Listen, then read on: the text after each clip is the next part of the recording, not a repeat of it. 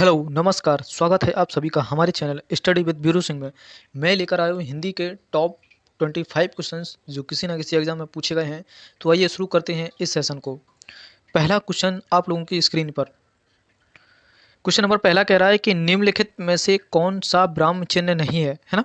ब्राह्म चिन्ह से ये क्वेश्चन है, पूछ रहा है नहीं है ना। आप लोग सभी ब्राह्म चिन्ह नहीं है जब ऐसा प्रश्न आ जाए तो सबसे पहले चेक कर लें, या तो फिर तीन है ना, कि ब्राह्म चिन्ह तीन होंगे और एक नहीं होगा, उसी को चुनना है। ब्राह्म चिन्ह नहीं है ना, तो तीन ब्राह्म चिन्ह को हम पहचान लेंगे कि कौन सा ब्राह्म चिन्ह है ना। तो अल्प विराम ये ब्राह्म चिन्ह होता है, बिल्कुल सही है। निर्देशक चिन्ह भी ब्राह्म चिन्ह होता है, पूर्ण विराम भी ब्राह्म चिन्ह होता है। ये अवतरण कुछ नहीं होता है ना। अगर अवतरण चिन्ह वगैरह लिखा होता तो हो भी सकता था, लेकिन ये अवतरण लिखा है तो ये अवतरण नहीं है, पूछा गया था नहीं है, तो फिलहाल इसका सही विकल्प हो जाएगा बी। क्वेश्चन नंबर अगला बढ़ते हैं।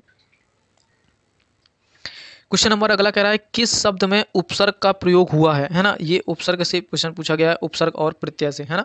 पूछा गया है उपसर्ग और प्रत्यय से क्वेश्चन है। आप सभी लोग इसका सही विकल्प करें। क्या उपकार होगा, या पढ़ाई होगी, अपनापन होगा, या लाभदायक होगा, है ना। क्वेश्चन नंबर सही विकल्प का चुनाव करें। ये उपकार और पढ़ाई, अपनापन, लाभदायक, ये इसके विकल्प हैं। उपकार है, पढ़ाई है, अपनापन है, लाभदायक है ना। उपसर्ग और प्रत्यय से एक प्रश्न आता है तो मैं बता दूं, आप कभी भी गलत नहीं करोगे। गलत ऐसे कर लेते हैं कि पता नहीं चलता उपसर्ग पहले जुड़ता है या फिर प्रत्यय पहले जुड़ता है ना। यही कन्फ्यूजन हो जाता है। एग्जाम में बैठते हैं तो पता नहीं चल पाता कि हमें इतना जल्दी नहीं सोच पाते कि भैया प्रत्यय पहले जुड़ेगा या फिर उपसर्ग पहले जुड़ेगा। तो हम अपने प्रदेश से ही जोड़ लेंगे। क्या जोड़ेंगे? उत्तर प्रदेश, है ना। उत्तर प्रदेश से ही हम उपसर्ग और प्रत्यय को याद रख पाएंगे, है ना। उत्तर प्रदेश क्या है, उत्तर से बन जाता है हमारा उपसर्ग। क्या बन जाएगा? उपसर्ग। और प्रत्यय से क्या बन जाएगा? प्रत्यय, है ना। अब जिंदगी भर नहीं भूलना कि उपसर्ग आगे आएगा या प्रत्यय आएगा, है ना। ये उत्तर प्रदेश लिखा हुआ है, जो उत्तर आ रहा है वो पहले आ रहा है उत्तर, इससे बन गया जाएगा क्या? उपसर्ग। और जो प्रत्यय आ रहा है या प्रदेश आ रहा है, यहाँ से बन जाएगा प्रत्यय, है ना। उत्तर प्रदेश से हम याद रख लेंगे उपसर्ग और प्रत्यय, मतलब उपसर्ग पहले आता है और प्रत्यय बाद में, है ना। तो फिलहाल इसका सही विकल्प चुन लेंगे कि उपसर्ग का प्रयोग हुआ है ना। किसमें हुआ है? उपधनकार, है ना, पढ़ाई, अपनापन, लाभदायक, है ना। तो ये उपसर्ग हुआ है, क्या हुआ है? उपधनकार, है ना, उपकार, है ना। ये उप क्या है? उपसर्ग है। क्वेश्चन नंबर अगला देख लेते हैं। क्वेश्चन नंबर कह रहा है कि वाक्य के घटक होते हैं। क्या मतलब वाक्य के घटक होते हैं? क्या उद्देश्य और विधेय होते हैं, कर्ता और क्रिया होती है, कर्म और क्रिया होती है, या कर्म और विशेषण होता है? क्या होता है? वाक्य के घटक क्या होते हैं? तो जो भी विकल्प एक ही तरफ बढ़ रहे हैं वो सही हैं। उद्देश्य और जो विधेय है ये वाक्य के घटक होते हैं। फिलहाल इसका सही आंसर ए हो जाएगा। क्वेश्चन नंबर अगला देख लेते हैं। क्वेश्चन नंबर अगला कह रहा है कि निम्नलिखित में से किस शब्द में आवा का प्रत्यय नहीं है। मैंने बताया था ये प्रत्यय कहाँ जुड़ते हैं, पीछे जुड़ते हैं। कैसे याद रखेंगे? उत्तर प्रदेश से, है ना। अब ये नहीं है, मतलब तीन प्रत्यय हैं। समझ में आ रहा है ना। क्वेश्चन को ऐसे ही हल करेंगे जब नहीं वाला हो। तो मतलब प्रत्यय है, मतलब प्रत्यय नहीं है ना। कैसे? मतलब आवा नहीं लगा है ना। देखो, दिखावा, दी धन खावा, मतलब आवा, आवा आवा आ रहा है ना। देखो, आवा, बुलावा, है लावा, और चढ़ावा, है ना। इसमें आवा तो आ रहा है लेकिन ये पूरा शब्द नहीं है ना। इसके आगे कोई शब्द नहीं है ना। जैसे हम लिख देते चढ़ावा, है ना, जैसे ढाबा। अब ये ढाबा क्या? चढ़ावा, लावा, तो इसका सही विकल्प हो जाएगा सी। क्वेश्चन नंबर अगला देख लेते हैं। क्वेश्चन नंबर कह रहा है कि जो हिंदी किस भाषा परिवार की भाषा है। ये बहुत ही इंपॉर्टेंट क्वेश्चन है, ट्रेंडिंग भी रहता है। क्या ये द्रविड़ परिवार की है, या चीनी तिब्बती की है, या भारूपीय की है, या ऑस्ट्रिया की है? किसकी भाषा है ये? हिंदी किस भाषा परिवार की भाषा है? तो जो भी विकल्प सी की तरफ बढ़ रहे हैं, भारूपी की तरफ, उनका विकल्प सही हो जाएगा। तो इसका सही विकल्प सी है। क्वेश्चन नंबर अगला देख लेते हैं। क्वेश्चन नंबर अगला कह रहा है कि शुद्ध वर्तनी शब्द का चयन करें। एक हिंदी में एक प्रश्न जरूर आता है वर्तनी से, है ना। शुद्ध अशुद्ध चुनना है। तो भैया शुद्ध वर्तनी चुननी है तो सभी लोग मतलब विकल्प का चुनाव करें। कृपा ऐसे नहीं लिखा जाता, है ना। क्रिया ऐसे लिखा जाता है शायद, क्रिया, लेकिन ये क्रिया नहीं लिखा है। ये क्या लिखा है? कृपा लिखा है ऐसा, है ना। तो ये भी गलत हो जाएगा। और क्या लिखा हुआ है? ये भी गलत हो जाएगा। और ये कृप लिखा है, ये भी गलत हो जाएगा। कृपा ये भी। तो जो भी विकल्प बी की तरफ बढ़ रहे हैं वो सही है। कृपा ऐसे ही लिखा जाएगा। क्वेश्चन नंबर अगला देख लेते हैं। क्वेश्चन नंबर 7 देखेंगे कि निम्नलिखित में से किस शब्द में प्रत्यय लगा हुआ है ना। प्रत्यय का मतलब क्या होता है? पीछे लगा होता है ना। क्या सागर में लगा हुआ है, या जादूगर में लगा हुआ है, या नगर में लगा है, या इनमें से कोई नहीं, है ना। तो इसमें किस में प्रत्यय लगा हुआ है? देखना, गर, जादूगर, है ना। और भी गर बना सकते हैं आप, है ना। तो इसमें ये प्रत्यय लगा हुआ है गर, ये प्रत्यय लगाकर, और भी बहुत सारे आप जादूगर, है ना, और भी देखो नाम याद नहीं आ रहे हैं, और भी घर लगा के आप बना सकते हैं। ये क्या है, ये एक प्रत्यय है ना। फिलहाल इसका जो भी विकल्प बी की तरफ बढ़ रहे हैं वो एकदम सही है। क्वेश्चन नंबर अगला देख लेते हैं। ये कह रहा है का किसके योग से बनता है, क्या जा और आ के बन, का और सा, का और रा, का और आ, है ना। ये किसके योग से का बनता है, तो ये का बनता है का और आ के योग से, है ना। ये संयुक्त व्यंजन कितने होते हैं, चार होते हैं, छत्र ज्ञा, है ना, इन्हीं में से एक पूछा जाता है। क्वेश्चन नंबर अगला देख लेते हैं। क्वेश्चन नंबर 9 कह रहा है कि हिंदी भाषा का जन्म हुआ है ना। क्या हुआ है हिंदी भाषा का, कि हिंदी भाषा का जन्म हुआ है, किससे हुआ है, क्या संस्कृत से हुआ है, या वैदिक संस्कृत से, या पाली भाषा से, या अपभ्रंश भाषा से, है ना। ये मोस्ट इंपॉर्टेंट क्वेश्चन है, इसको स्टार लगाएं, है ना। ये बहुत ही अच्छा प्रश्न है, पूछा भी जाता है कई परीक्षाओं में कि हिंदी भाषा का जन्म किससे हुआ है। तो जो भी विकल्प डी की तरफ बढ़ रहे हैं वो सही है। हिंदी का जो जन्म हुआ है वो अपभ्रंश भाषा से हुआ है ना। तो इसका सही विकल्प हो जाएगा डी, अपभ्रंश भाषा, है ना। क्वेश्चन नंबर अगला देख लेते हैं। क्वेश्चन नंबर देख लेते हैं कि स्पर्श व्यंजन कितने प्रकार के होते हैं, है ना। स्पर्श व्यंजनों की संख्या कितनी होती है, क्या 15 होती है, 20, 24, 25, कितनी होती है। तो एक लाइन है, क्या क्या लाइन है, का, चा, ता, टा, पा, है ना। ये 5 वर्ड हैं, और ये का से लेके 5 अक्षर, यहाँ से भी 5, यहाँ से भी 5, यहाँ से भी, यहाँ से भी 5, है ना। इनसे उच्चारण स्थान भी पूछा जाता है कि कौन सा वर्ग किस स्थान से निकलता है, या कंठ, मूर्धा, तंत, आलू, यहाँ से भी एक क्वेश्चन बनता है ना। तो अगर अब ये बताओ कि ये 5 वर्ड हैं, 1, 2, 3, 4, 5, है ना, और सब में 5 5 आ रहा है ना। तो इनकी कुल संख्या कितनी हो जाएगी, जब 5 थे और 5 में सभी हैं तो गुणा कर दें, कितना हो जाएगा, 5 25, है ना। तो स्पर्श व्यंजनों की संख्या कितनी है, 25। फिलहाल इसका विकल्प डी सही हो जाएगा। क्वेश्चन नंबर अगला देखते हैं।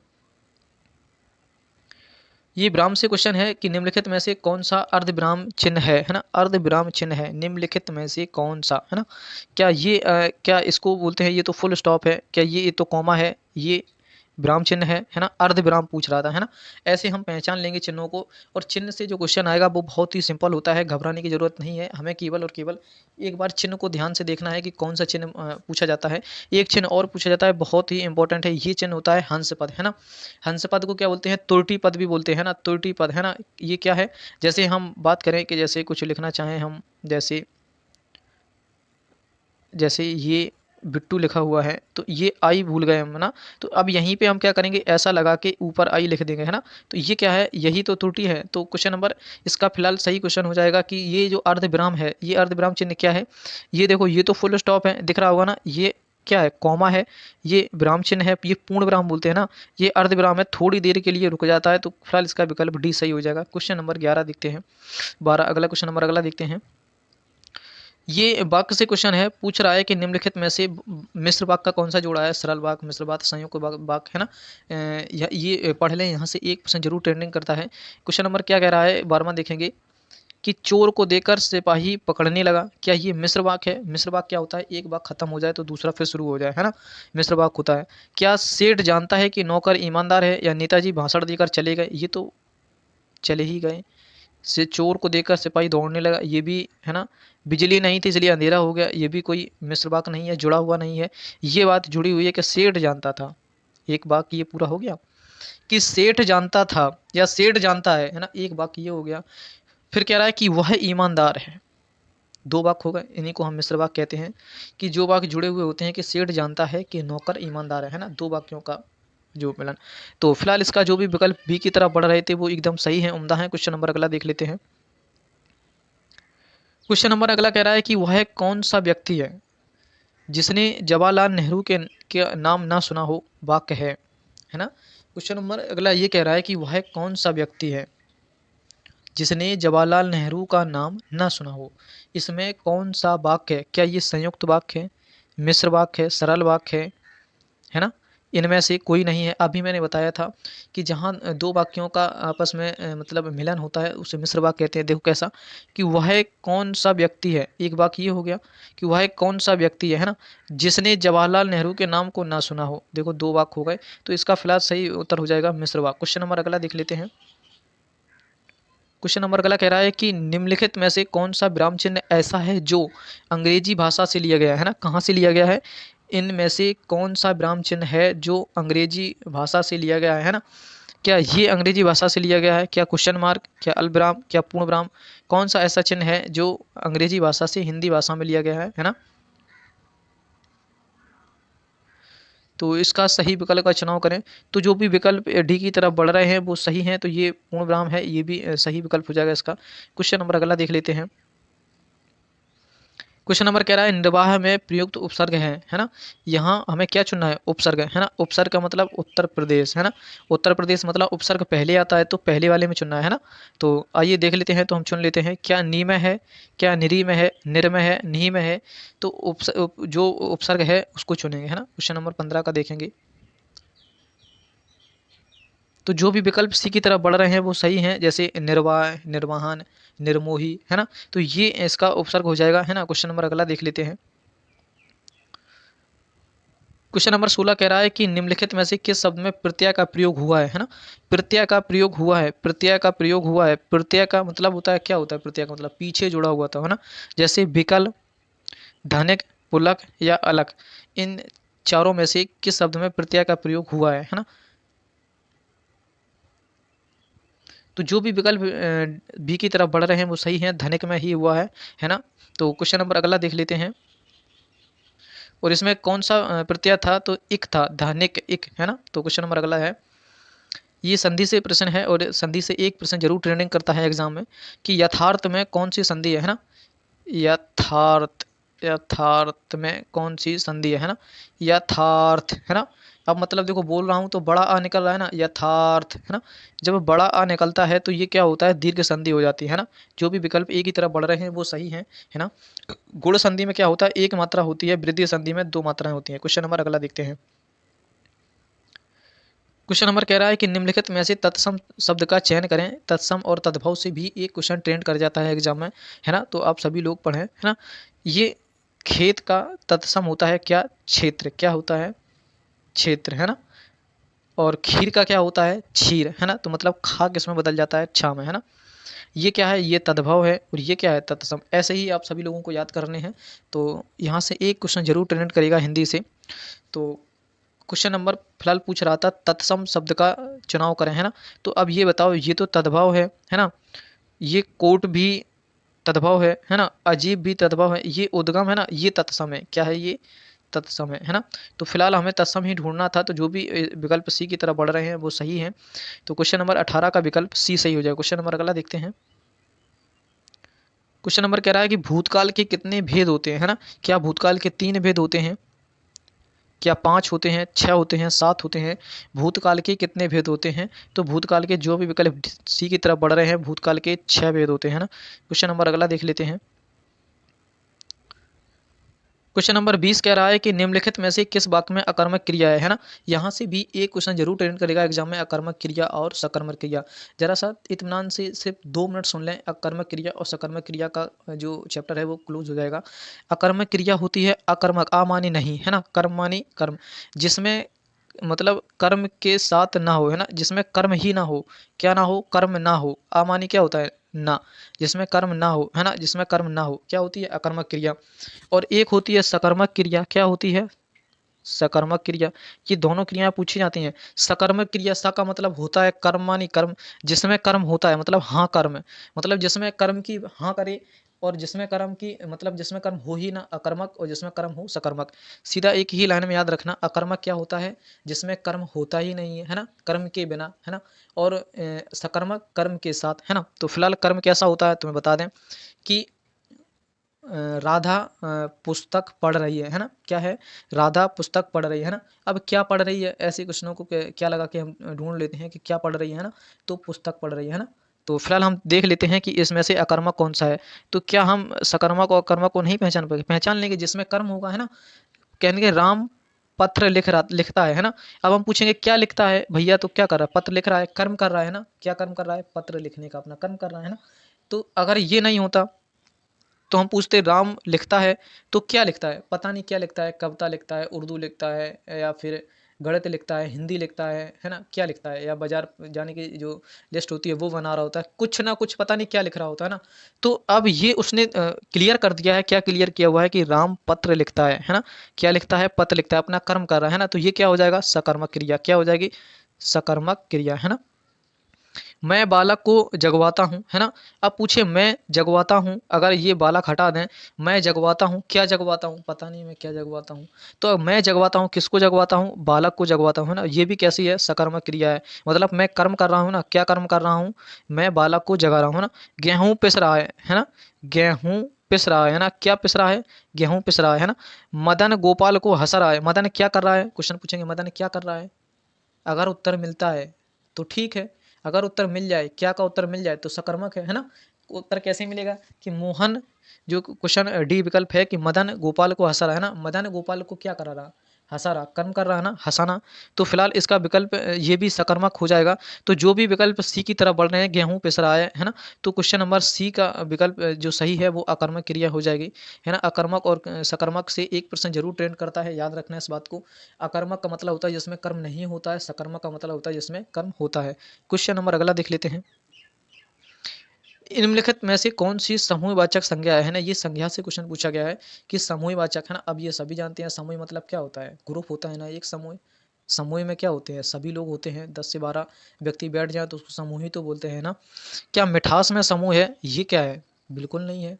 द्रव्यवाचक संज्ञा, ये भाववाचक संज्ञा, ऐसे करके बहुत सारी संज्ञा हैं, आप इनके बारे में पढ़ें। सोना क्या है, द्रव्यवाचक संज्ञा, है ना। मिठास क्या है, भाववाचक संज्ञा, हम फील कर सकते हैं कि मिठास मीठा है ना। सभा क्या है, ये क्या है, समूहवाचक संख्या है ना। तो जो भी विकल्प सी की तरफ बढ़ रहे थे, ए की तरफ बढ़ रहे हैं, जो सभा है ये क्या है, ये एक समूह है। आर्मी है ना, और स्कूल है, कॉलेज हुआ, ये सब क्या है, ये समूह है ना, इनमें बहुत सारे बच्चे एकत्रित होते हैं। तो फिलहाल इसका सही विकल्प ये हो जाएगा। क्वेश्चन नंबर अगला देखते हैं। क्वेश्चन नंबर कह रहा है कि वाक्य के अशुद्ध वाक्य का चयन करें, है ना। अब ये अशुद्ध आ गया तो हमें शुद्ध वाक्य पकड़ लें, अशुद्ध अपने आप। राम के धनुष भंग करते ही, क्या ये सही है, हो सकता है सही हो, है ना। क्वेश्चन नंबर अगला देखते हैं। राम के धनुष भंग करते ही, शुद्ध वाक्य चुनना है ना। अपन जब शुद्ध पकड़ लेंगे तो अशुद्ध अपने आप निकल आएगा। राम के धनुष भंग करते ही, ये बिल्कुल सही है। दूसरे राजाओं के, इसमें कोई गलती नजर आ रही है, दूसरे राजाओं के, तो ये भी सही लग रहा है वाक्य। कोई त्रुटि नहीं, ये भी सही है। अब ये बताओ इसमें कुछ गलती है, बिल्कुल गलती है। वृक्ष पर सांप लौटने लगे, ऐसा नहीं है। अगर ऐसा लिखा होता वृक्ष, तो फिर ये भी सही हो जाता, लेकिन नहीं लिखा है, ये वाला नहीं लगा है, वृक्ष पर सांप लौटने लगे, ऐसा सही होता है ना। तो ये ऐसा नहीं है ना, ऐसा नहीं है, तो ये विकल्प क्या हो जाएगा, गलत हो जाएगा, और हमें अशुद्ध को ही चयन करना था। फिलहाल जो भी विकल्प सी की तरफ बढ़ रहे थे वो एकदम सही है। क्वेश्चन नंबर अगला देख लेते हैं। क्वेश्चन नंबर कह रहा है कि इनमें से हलंत संबंधी अशुद्धियां नहीं है, है ना। अशुद्धियां नहीं है, नहीं पूछा है ना। तो 3 में हलंत होगा, 1 में नहीं होगा, है ना। तो फिलहाल देख लेते हैं। क्या भविष्य ऐसा ही लिखा जाता है, बिल्कुल श्रीमान जी, सत्यचरित, ये सही है। बुद्धिमान में जो ये हलंत है ऐसा नहीं होगा। तो जो भी विकल्प डी की तरफ बढ़ रहे थे वो एकदम सही है। क्वेश्चन नंबर अगला देख लेते हैं।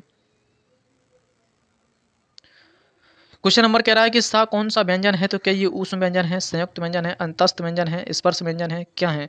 ऊष्म व्यंजन क्या होते हैं, 4 व्यंजन होते हैं, इनकी संख्या होती है सा हा, है ना, ये क्या है, ऊष्म व्यंजन है।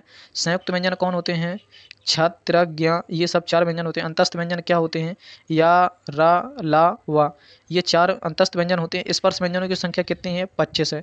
ये सभी पूछ लें, है ना। या व अर्धस्वर होते हैं, काकल्य ध्वनि हा होती है ना, तो इन्हें भी याद रखें। क्वेश्चन नंबर अगला देख लेते हैं। फिलहाल इसका सही विकल्प हो जाएगा ए, ये ऊष्म व्यंजन है। कौन, इनकी संख्या कितनी है, 4, सा हा, है ना। क्वेश्चन नंबर अगला देखते हैं। क्वेश्चन नंबर कह रहा है कि समुद्र मंथन करना का अर्थ क्या होता है, समुद्र मंथन करना का अर्थ क्या होता है, क्या घोर तपस्या करना होता है ना। कहते हैं ना कि भाई बहुत समुद्र मंथन कर रहे हैं ना। समुद्र मंथन का मतलब क्या होता है, घोर तप करना, घोर तपस्या करना, कठिन परिश्रम करना, दृढ़ प्रतिज्ञा लेना, क्या उद्देश्य को प्राप्त करना, ये क्या है, समुद्र मंथन करना, है ना। तो जो भी साथी विकल्प बी की तरफ बढ़ रहे हैं, समुद्र मंथन का होता है कठोर तपस्या करना या कठोर परिश्रम करना, है ना। तो विकल्प जो भी बी की तरफ बढ़ रहे हैं वो एकदम सही हैं, उम्दा हैं। तो ये हिंदी के टॉप 25 क्वेश्चन थे। जो भी साथी नए हैं चैनल को सब्सक्राइब करें और बेल आइकन को प्रेस करें ताकि नई वीडियोज़ समय से मिल सके। आज के लिए इतना पर्याप्त है। अपना और अपनों का ख्याल रखें। जय हिंद।